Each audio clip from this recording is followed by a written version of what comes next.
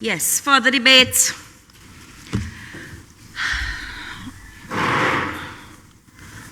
Are you speaking? Madam Speaker, honorable members. Yes, Honorable Prime Minister. It is unfortunate that I have to begin to speak on this particular occasion, because I was due to speak on Friday.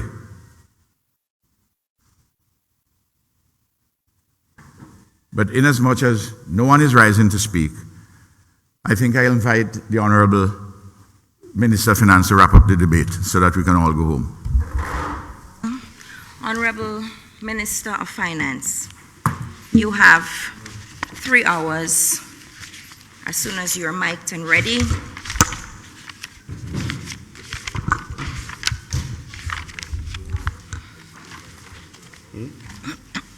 Well, nobody has raised up to start. No, I didn't get up to speak. I didn't get up to speak. Madam Speaker,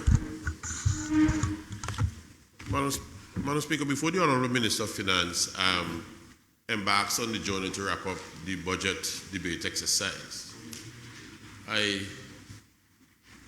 crave the indulgence of your speakership on this matter, because it is my understanding that when you, as the Speaker of the House, invites a member of the House to engage in further debate, and that member comes to his or her feet, it's an indication that the member is about to debate the bill or the article that is before the floor.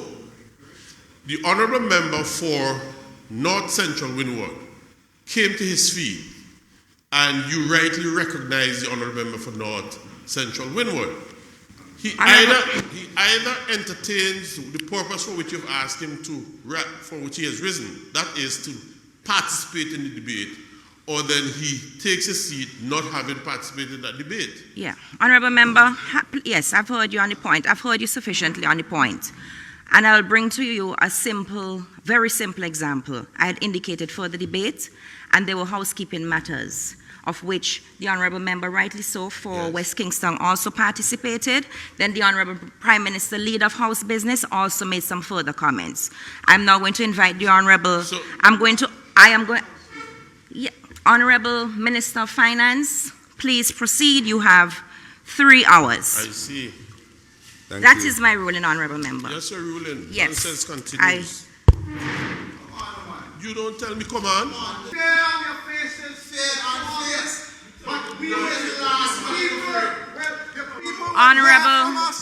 Honourable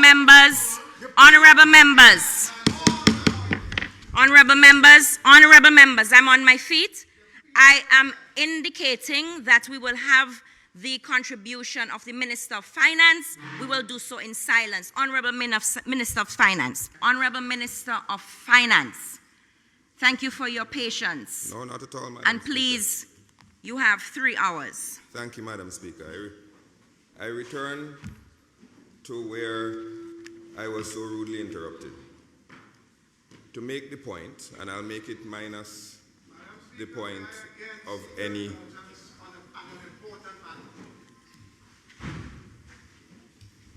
Madam Speaker, yesterday afternoon, I indicated to you that I shadow communications and work as well as health.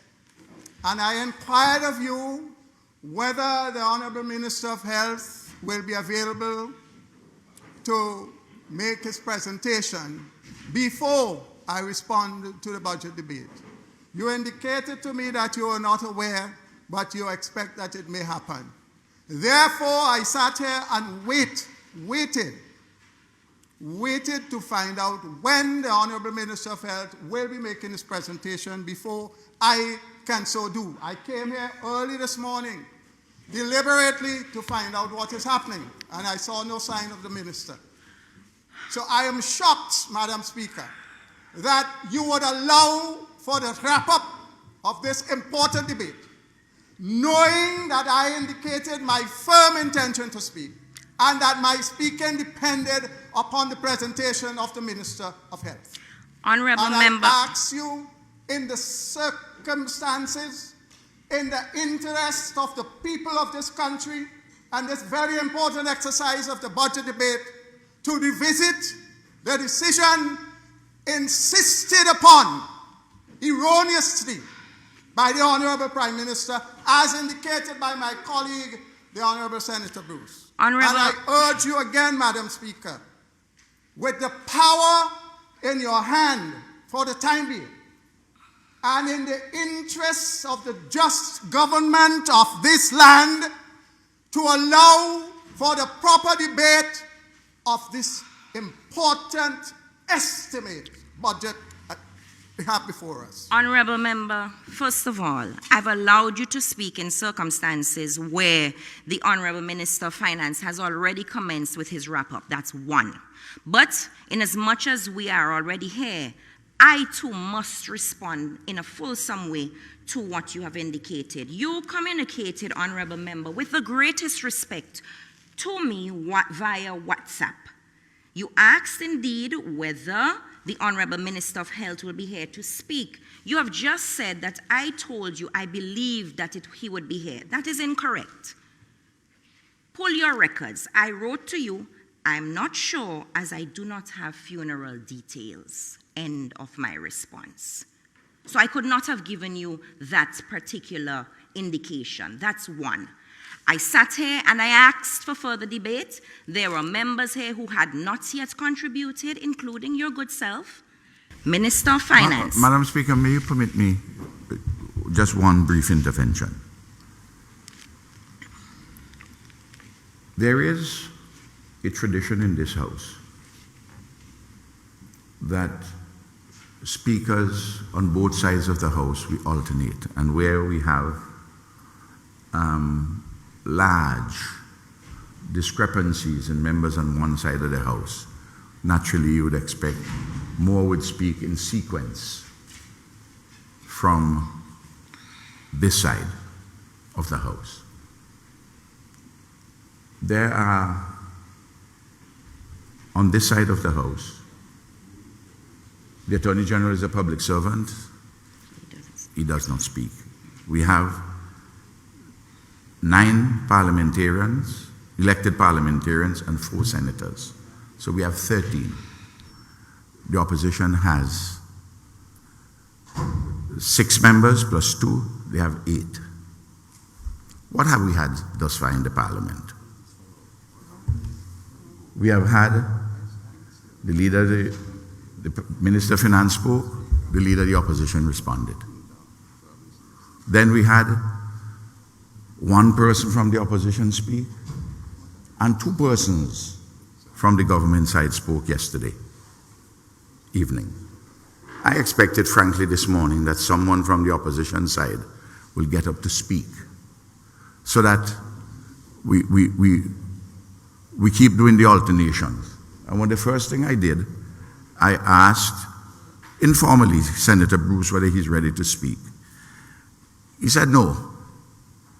Other members of the opposition are obliged to be here to speak, other than, of course, the Honorable Leader of the House, Leader of the Opposition, and the Honorable Senator John, who has spoken before.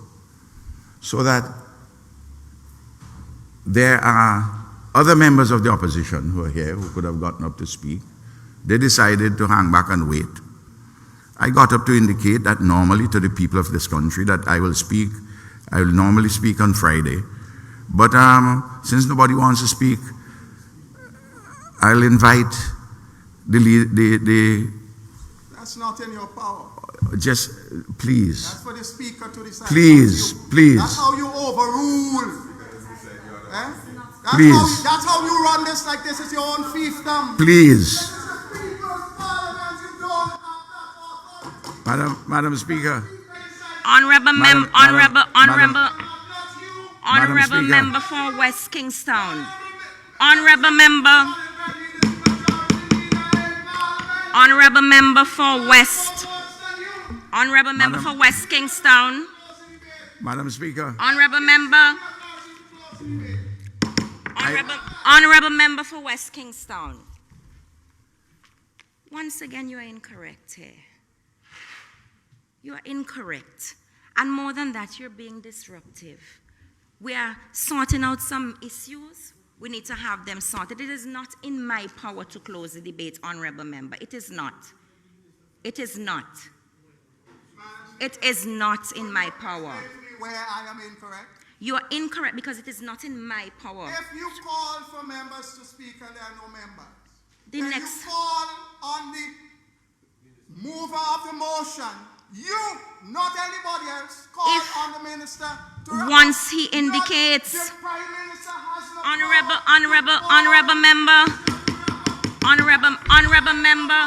honorable member, you are incorrect, and that is and you may think what you wish, but you are incorrect, and where the interpretation of these rules are concerned or is concerned, that is within my purview. Honorable member that is incorrect, honorable member for West Kingstown. I do not agree with you. And you are entitled to that, but you are not entitled to have, and that is also correct, and you are so entitled, but you will not be entitled to make the determination on this matter. That's okay too. Our democracy allows for that. Honorable members, honorable Prime Minister. Well, if this is not a matter of a struggle over words, Madam Speaker. It's a fundamental matter.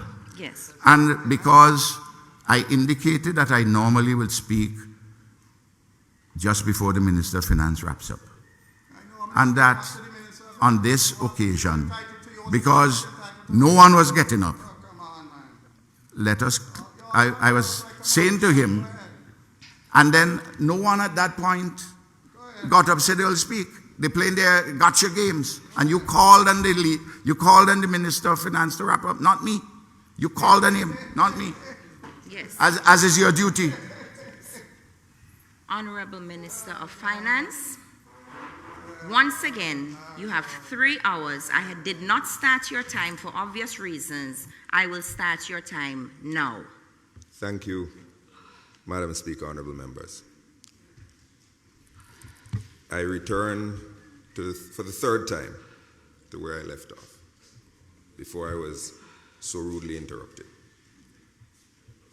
I didn't expect to be in the position to be wrapping up the debate at this point, so I will not have sufficient content to last for 3 hours. But I do note, Madam Speaker, that you called for further debate multiple times. Nobody rose to their feet.